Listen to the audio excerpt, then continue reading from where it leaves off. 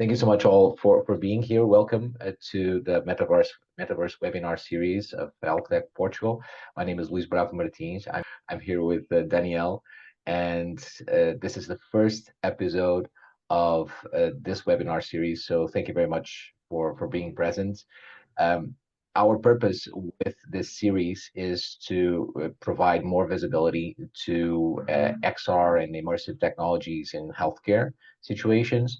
The whole purpose is to create an awareness on the amount of cases and the quantity of cases that already are running and that already count on immersive technologies to bring benefits to patients all over the world. In that sense, today we have you, Danielle. Thank you very much for being here. Thank you very much for taking the time to share a bit more about your journey. I'm really looking forward to this discussion, and I'll start by passing on to you the power of presentation, so of presenter, so you can just do a quick intro then on your really impactful platform, and Mhm. also, well, your journey into immersive tech. Again, thank you so much, Daniel. Thank you, Luis. So happy to meet everyone. It's good to be here. It's good to be like a first presenter of this wonderful series. So yeah, as Luis mentioned, my name is Daniel, and I'm one of the co-founders of the platform, which is called Psytech VR, where Psy stands for psychology, tech stands for technology, and VR is in the basis. So it's in the middle. So this is something we're doing. So speaking of my background, for the last 6 years, I've been intensively involved in development of various VR system. And for the last 4 years, together with my co-founder Peter, we are working on Psytech VR, which is now became a profitable company. So it's a startup which became a profitable company. We have about 4,000 users. We have multiple scenarios for the therapy, which we built in the virtual reality. So today we're going to be speaking about the VR.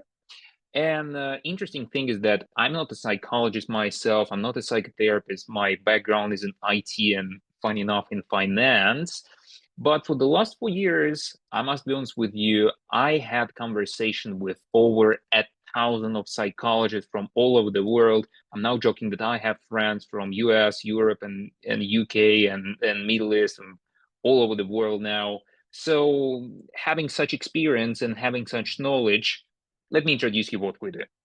We'll quickly skim through a presentation. I hope you can see it. I'm going to be explaining you something about the VR, which you 100% didn't know before. And we'll talk about how the VR became a power of therapy. And like we'll try to learn more today. I'm sure you'll find it helpful. So I just want to start with a few things. We'll just skip the agenda. We'll jump straight to the point that in psychology, so there is one modality which is called cognitive behavioral therapy. People call it CBT, and like Dr. Aaron Beck coined it back to 1960s. So it was the last century. But not so many people know that the VR was developed pretty much the same years.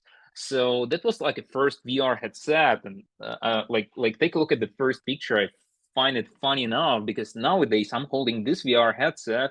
Sorry, I hope you can see it. So like from the whole room of VR, it became just a very portable device with a very accessible price. Yeah, Just an uh-huh. that photo down there, it was so crazy because they had like these huge cables that occupied like the whole half of a whole room.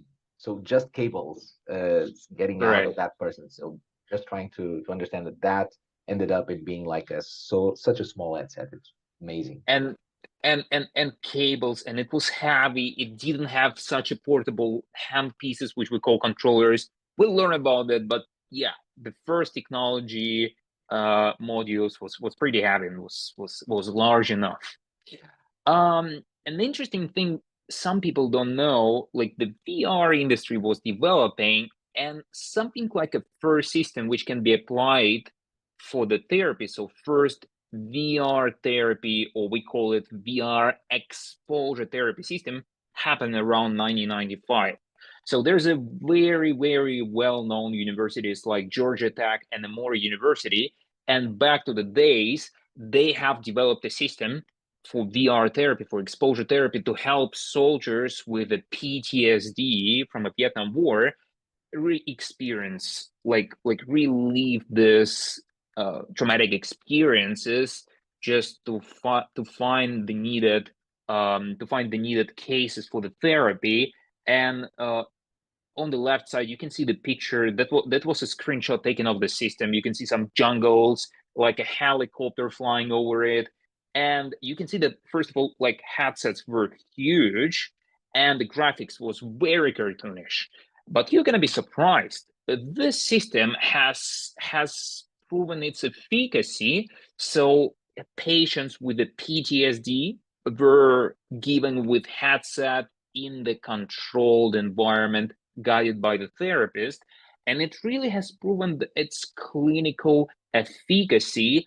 And the thing is that the graphics was cartoonish, the headset was heavy, but it really worked. Even such pictures help people to work with their PTSD and like to gain some positive things out of this therapy. And another interesting thing which people don't know, so if you open the Google Scholar and search for VR therapy, you will find more than 400,000 articles and citations published on the subject. So what I'm trying to say, it's a very well researched topic, and are like a lot of articles proving that the VR exposure therapy is effective, and it can reduce anxiety symptoms, and of course it can boost the patient's engagement with VR, because it's a very new instrument, and like it looks great. The experience is very immersive. But what's this VR emotional exposure, VR exposure? So first of all, in the headset, the patient can face a very realistic experiences. Also, it's targeting our primary human senses, so we can see, we can hear, and we can feel it around, because there is emotional exposure applied by the therapist when the patient is just sitting and imagining something. But it's just about like you imagining something. With VR, you can really see it, and it's happening in a safe way. And I like this picture because like we actually, we're not creating something new. We don't want to reinvent the wheel. We're just putting another part in the process, and we're just adding another part of a protocol. So emotional exposure applied by psychologists and psychotherapists traditionally, it's a very must. It's a great way to start. Next can be the VR therapy, which is safe as emotional exposure because you're still sitting in the cabinet with the doctor, but it's very immersive as in vivo therapy. So it's just another step in the middle between emotional exposure and in vivo therapy. Like something about the VR which you didn't know is that like having an really immersive VR was very expensive. Like we've been talking about the fact that the first VR therapy system appeared in 1995, and you're probably questioning yourself like, okay, so why don't we have 1,000 systems, right? So the barrier, the price was the first thing. So to have a very good system, you needed to spend a lot of money on its implementation. The graphics wasn't that good, and infrastructure. So imagine nowadays we got AI, nowadays we got a great Wi-Fi connection. That wasn't available past days. So the technology wasn't growing that rapid. Oh, an interesting thing is like during this 20 years, there was only 5 million headsets sold until something happened. So the 2020 really present us a brand new headset, which became a national hero. So a company called Meta has introduced a headset called MetaQuest, and the MetaQuest price on the market was just $299, $399, so about like $200, and the price decreased for the technology almost 10 times. So now a private practitioner or a clinic can buy one bundle for the price of only $300, and you don't need an expensive computer. The price is very affordable. The graphics went up because it's a new technology, new GPU, new CPU. Now it's great. AI API, SDK, this magic words. So now we got a full stack technology which can apply it for VR. What I'm trying to say is that the technology is growing, and it's growing rapidly. And during this 4 years, 40 million headsets were sold, comparing to 5 million headsets during the last 20 years. And Psytech VR. We created in 2020. We started when the Meta company has released their headset because we found an opportunity to start offering a very accessible VR technology together with headsets. So we are the software people, we're the software guys. We don't produce headsets, but we're producing the software that can be installed on this headset. And the thing is that we are working with mental health. The slide I'm sharing with you is presented by the Lancet Global Health, and I'm shocked by this. So there is a tremendous effect on the mental health, like, of the world economy. And this is actually one of the answers why we are doing this now, because the mental health issues are growing year by year, and the needed therapy, the needed services can be provided with digital technologies like VR. Quickly introducing you to Psytech VR. So what we're actually doing, so we created a software which can help you run a VR therapy session together with a client, and or also do this in the comfort of their home. So this can be done in person or online. This can be done one-on-one or as a group therapy. We have developed a platform which have many modules, and I would like to say that this system, it's like an ecosystem. So we got a special learning management system where we got courses and guides on how to use it. So if the organization is interested to apply the VR therapy, we have a special platform with a lot of languages translated, like Portuguese, Spanish, German, and such. We have prepared the special guides and protocols together with our system platform and advisors.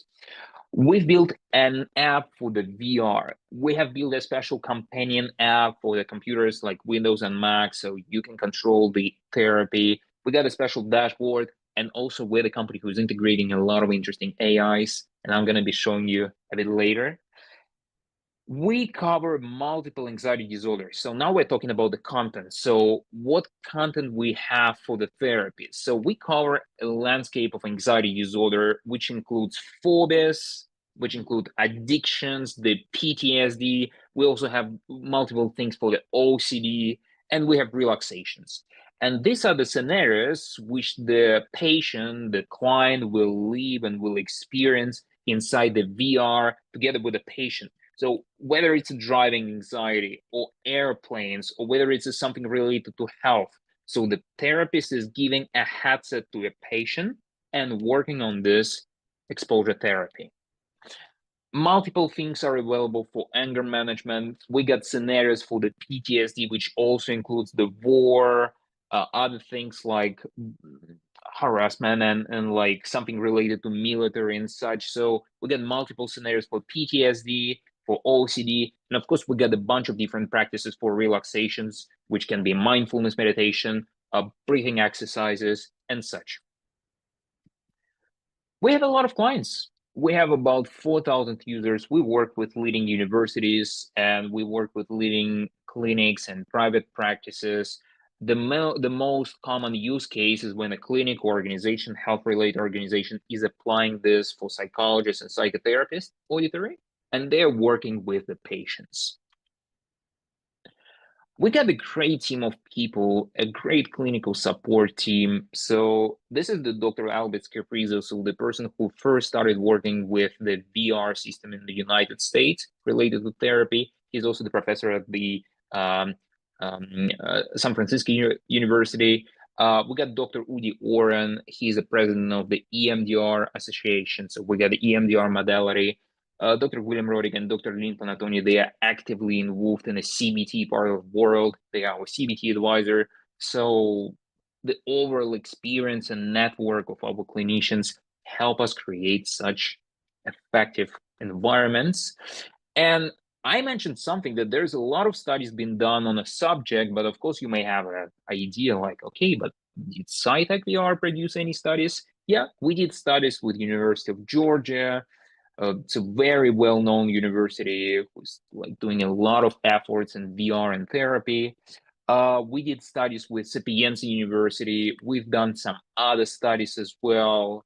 So I think it's time to see how the system works. So I'm going to be sharing another screen and I'll show you some fun and very attractive content of the VR system.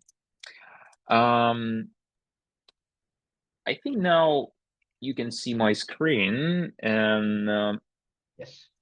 yeah, I'm just trying to make it full screen. Okay, I think we're good. So we'll start from here. So this is the platform, how it looks like from inside. And of course, we got a lot of different languages here, including Portuguese and like, so there's a multiple languages presented. This is the screen of a therapist. This is where the VR therapy starts. And at the same time, the patient is taking a headset and the therapist is controlling the session. So for example, we're going to start with something very simple. We'll go to relaxations. And under the relaxation, we got a couple of exercises. I'd like to show you the most simplest, but very effective.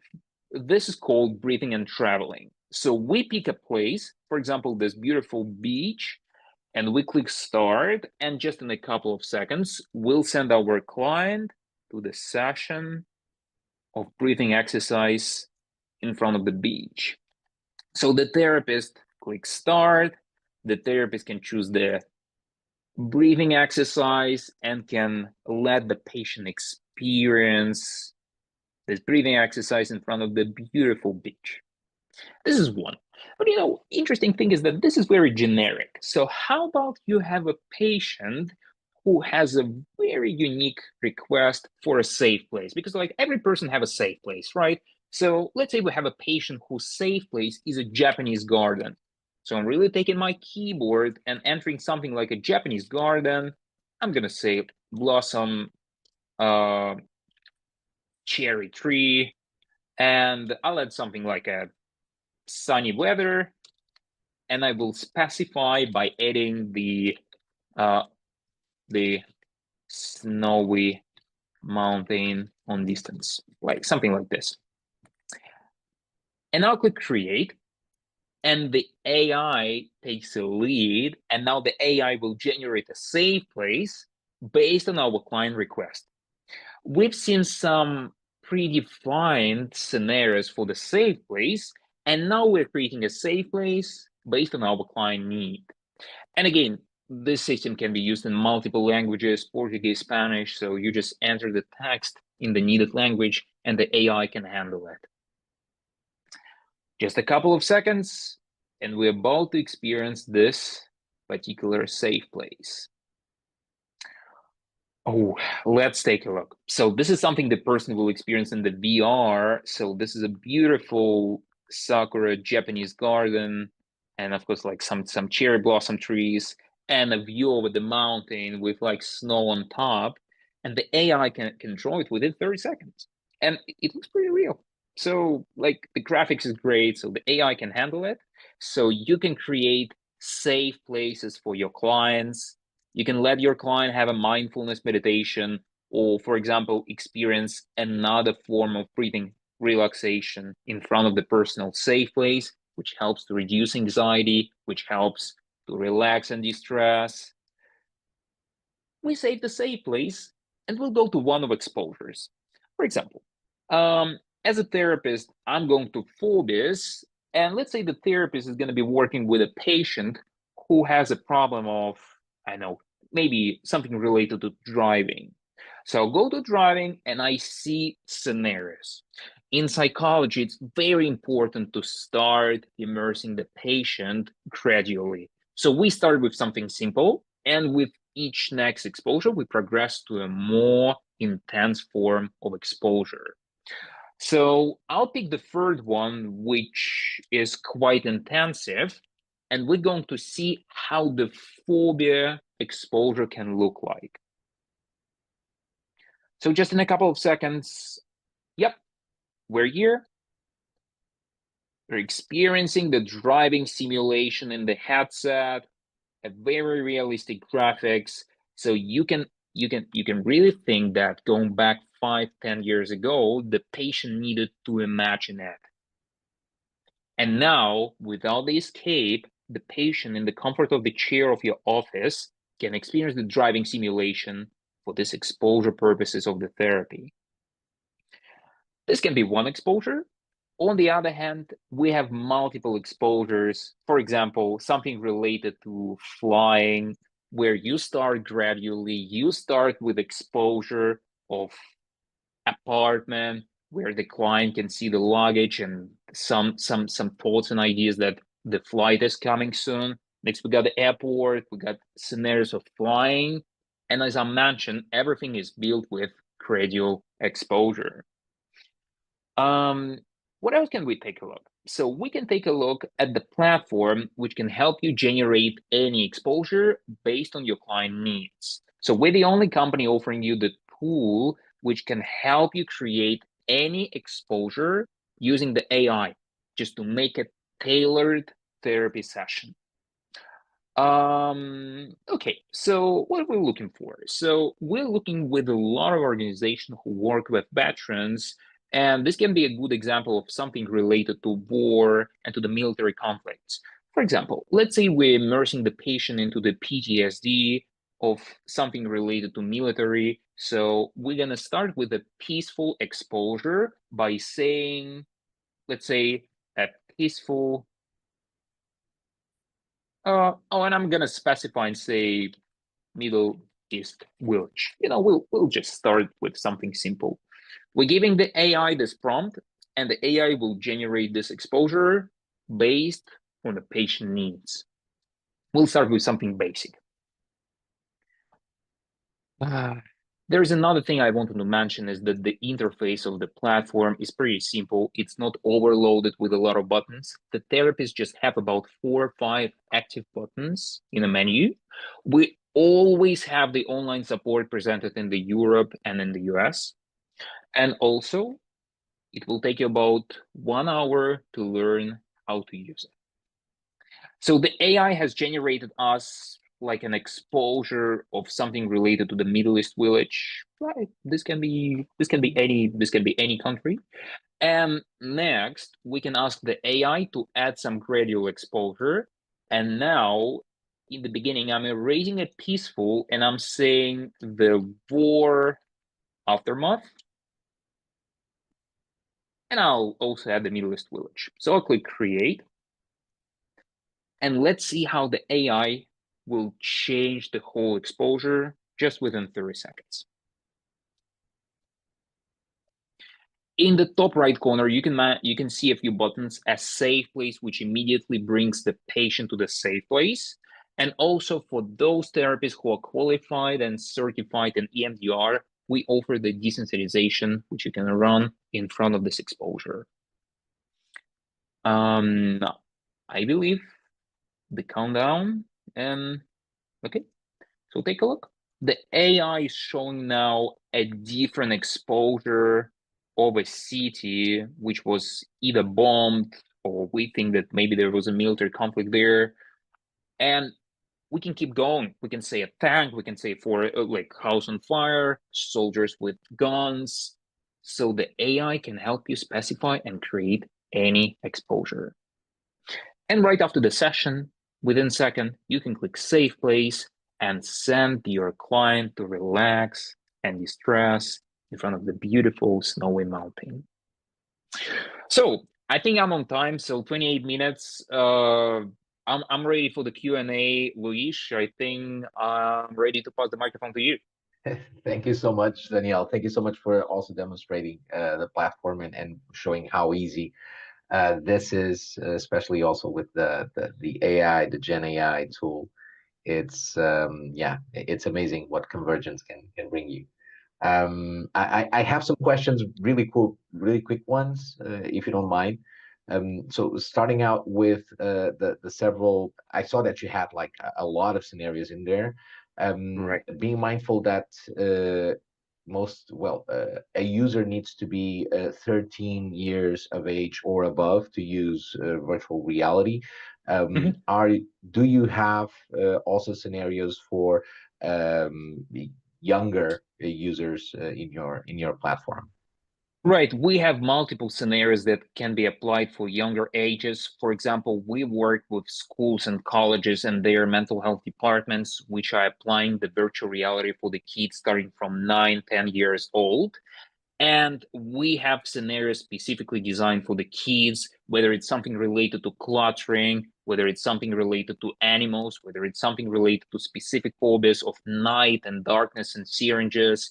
So we have a group of scenarios which has some content for adults, for example, like blood and like something that we saw like a war. But the other scenarios we have with special marks, which can be applied for the kids. Yeah, absolutely. um this again, it's really enticing, and you shared that right now you already have like 4,000 users in your Right. platform. Exactly. So we're not talking. Besides that, you also have, I believe, a lot of pilots also running. So Right. my next question is regarding exactly the process, because most of the times people have this notion, and professionals, namely healthcare professionals, have a notion that these technologies are hard to implement, and ramping it up, or ramping them up, it's hard. We understood from your presentation that it's not about substituting anything.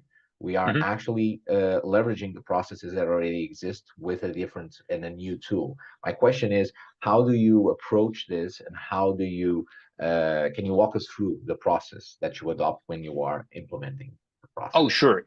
sure. Sounds good. So, just because I have this option, I'm gonna share my screen and present you one interesting page. So let's start from here. So, Psytech VR, as mentioned in my presentation, started with a learning management system on the background. The core and everything stands in the middle of our technology is a learning component.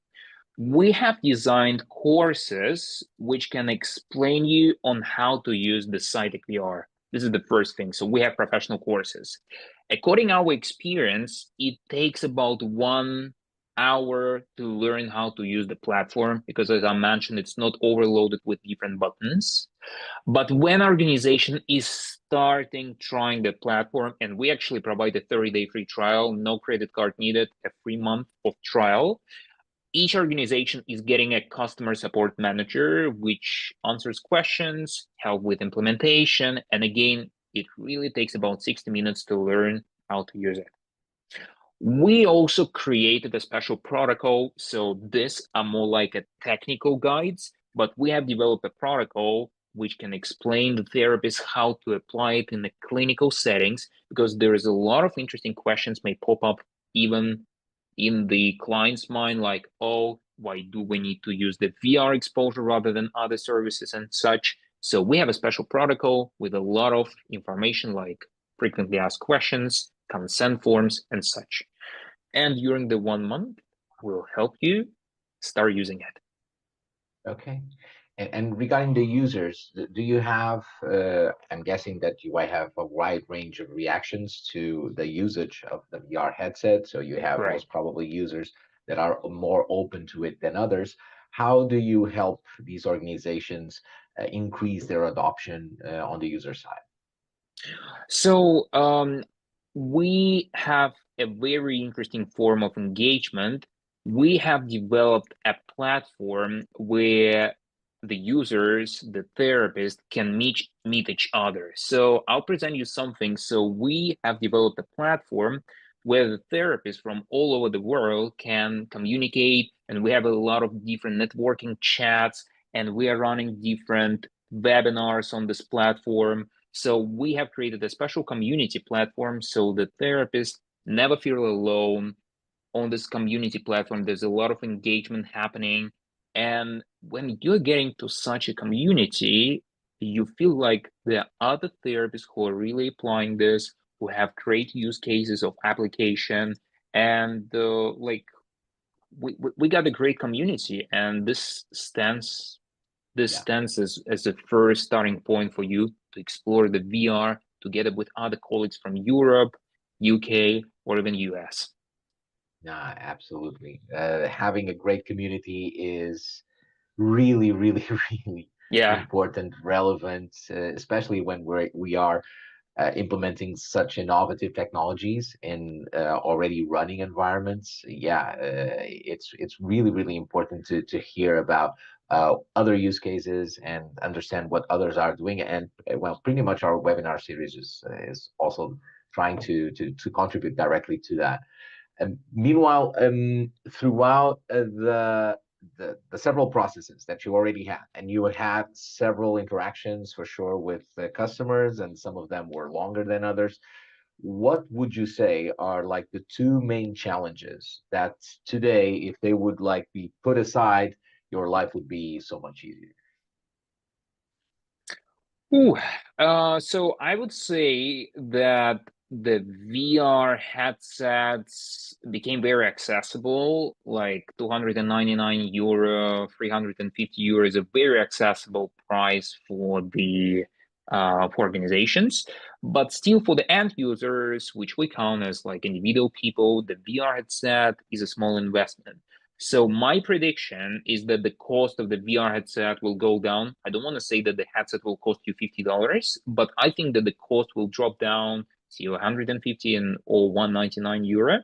So the notion of home therapy sessions, like a VR telehealth session, will become more accessible.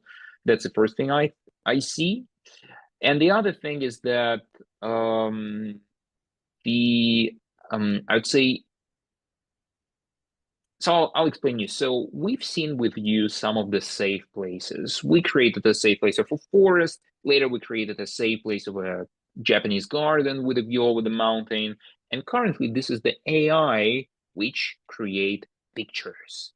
And I've seen and I've heard a lot of questions of people asking me, "Hey, Danny, so it's a static one. It's not a video, right? It's not an animated. So how can we kind of fix it and make it more animated?" The problem is that the VR, oh sorry, the AI video industry is not ready now. So it's still very clumsy. It's still very unpredictable. So I would say that the current challenge we're trying to solve is just how to make AI generate more animated and more life experiences, but we found a solution. So I think it's just a matter of time. And in the summer, we're going to release our AI video tool. Yeah. Yeah, regarding the first one, I actually believe that further down the road, but not so much. I believe still in this decade, we will see the telecommunication operators, the telcos, jumping into the game, and most probably placing headsets into our homes the same way that they place set-top boxes. All And right. that No, no, it's coming. It's coming. I want to share a fun fact with you. So we have majority of our clients are in the US, and every time the Christmas is approaching, yeah, there are some holidays, but after the Christmas, I have a large flow of therapists, and it's funny enough, but those people are coming and saying like, "Oh, we've purchased a headset for the kids. They played with it a week, and now it's a mama or papa time to take a headset and to apply it at work." So I agree. So the VR in the US for years was probably like a most sold gift. So I think like the time is coming and this will be in almost like a 30 or 50% of the households.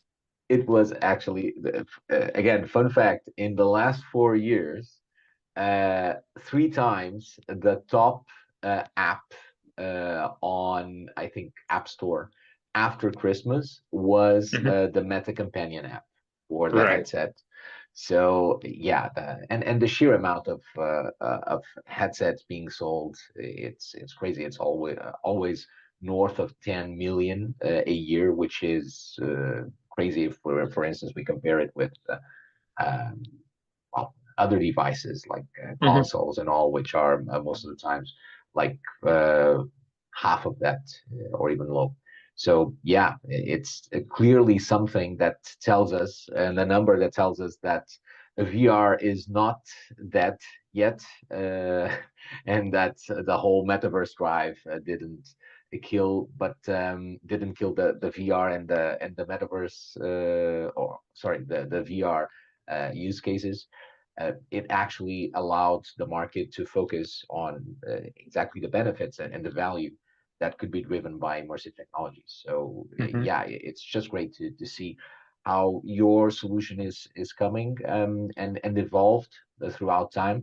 Also, a final question before just sharing also the topic with or the floor with everyone that wants to chime in. And please, if you do, you are more than welcome to share your questions also on the chat or also just open up your mic. But my last question to you, Daniil, is is regarding the university. So you referred that you are working also with some universities, and I believe that you are also doing some research with them. What at this point, what is the what are you doing with them, and for how long have you been working with universities, and what kind of numbers can you share regarding the research work that you've been doing? Uh, well, it's a very interesting question. So I think while I was presenting, the main thing was discovered that the Psytech VR can be used in the clinical settings of working with patients and running a therapy. But on the other side, we also work with universities in a few directions. So the first thing we see is that university have headsets, they have VR labs or just a couple of headsets purchased, and the platform we have can be used in psychology, psychotherapy, or mental health departments. Let's say there is a lecturer or a person running seminars, a professor or just a teacher. So showing the the students who are going to have a profession of a future psychologist, psychotherapist, such system would be very beneficial. So this can be used in classes for education. That's the one thing. So students can take headsets and experience it. On the other hand, almost every modern education institution have a psychologist or at least like some wellness or mental health department where any student can request help during the day. So we also using this platform for helping students relieve stress during work, sorry, during studies and such. So the second one is therapy. And another one is studies. So in every university, there are master students, of course, there are bachelor students, there are master students, there are even students who are running a PhD programs. And we provide such students with a free access to Psytech VR for research purposes. I'll give you a funny story. So a year ago, oh, sorry, like almost 2 years ago, one guy from the Sapienza University has contacted me, and he said he's a student. He just want to try our platform and say, no worries, like 30-day free trial. I'll give you a free access, play with it. And he's taken a free access, and next he disappeared. And like we worked with every lead, and I was questioning myself, like, what may go wrong? I was trying to reach out to him with a couple of follow-ups, and he didn't answer me. And I was like, okay, maybe next time, so technical issues or something. And next he reached out to me after like 6 months with a paper, with a research paper published in a scientific journal, and he said, hey, I'm a PhD student. I did the work using your platform during a month, tried multiple things like biosensors and such. And here's a work. I mentioned you in the acknowledgement part. So thank you for your work. I did it, like I did a study. And I was like, wow. So he disappeared and we provided him with a free access. But at the end of the day, he contacted me about the study. So we're providing the access for studies and we provide all the needed support for the studies. Great. Also great to know that you are open to those kind of partnerships. Sure. Meanwhile, we got some questions in. Actually, the first one from Patricia is a bit aligned with what you just shared, but I'm going to pose it nonetheless. You were just sharing so regarding the results you had and that quick story. So she asks, what mental health conditions have shown the most promising results using our platform, and can you give us a use case example? And I ask you to be, if you can, yet another use case that could be more or outside of the examples that we already approached. Mhm. So you talked about, you just shared that story. So any others? Right. It seems like you have so many. Right. So let's start from here. So speaking of, let me take one step back. So what modalities we provide you with? We provide you with an access to the tools which can be applied in the cognitive behavioral therapy, in the CBT, in the DBT. We also provide you a tool which can be done and applied for rational emotional behavioral therapy, most usually applied for anger management. We also have mindfulness meditation as one of modalities. And we have EMDR, which stands for eye movement desensitization and reprocessing. This is quite a modern tool and thing which can be applied for trauma, and actually not only trauma, but also for the pain management. So these are the modalities we work with. And these modalities can help you work with various forms of anxiety, which include phobias, divided into agoraphobia, the phobia of like spaces, whether it's open spaces or enclosed spaces. Also social anxieties, such as public speaking, bullying, being like for the people who has antisocial patterns of behavior. And this can be also applied for specific phobias. There is a wide range of them, starting from the heights, flights, driving, syringes, and such. And this can be applied for OCD, of contamination, those people who are checkers, those people who are afraid of uh, some different thoughts, like, oh, there is a knife and I'm afraid of being hit by this knife, and such some thoughts. And this can be applied for PTSD, not only military, but related to other aspects. This can be applied for addictions and for the anger. Also, despite the fact we work with anxieties, we work with depression and stress. We got a bunch of different relaxation practices which can be applied for depression and stress. We have fulfilled a few requests, actually, with a few education institutions in the US of applying our AI for schizophrenia and such. So I don't want to say that now it's a working use case, because we're gonna have a study of it. But at the current moment, anxiety, depression, and stress, these are our main things we deal with. And I also see the second question. So the patient information is very important. So let me say that we don't collect, transmit, or analyze any personal information. So we're GDPR and HIPAA compliant. So all of the data is anonymized. We're not using real names. We don't give you an option to create a real name. So we're using user identification numbers of each user. We're even not using like some like organizational emails. We're most usually using the Gmails and some anonymized, so just to be compliant with all the European regulations. Well, I also saw that you had a user dashboard or user analytics available Yeah. in your interface. What kind of user analytics? And I would double up on Patricia's second question and also ask, do you know if mirroring? So mirroring is for some of you who might not know it, projecting what someone is seeing on the VR headset onto a PC or onto a screen.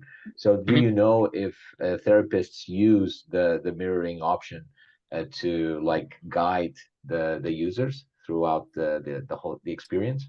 The platform I was showing you today is a special platform which allow you to control and to see, like you mentioned, this mirroring feature. So the therapist is fully capable of controlling the headset experience from the computer.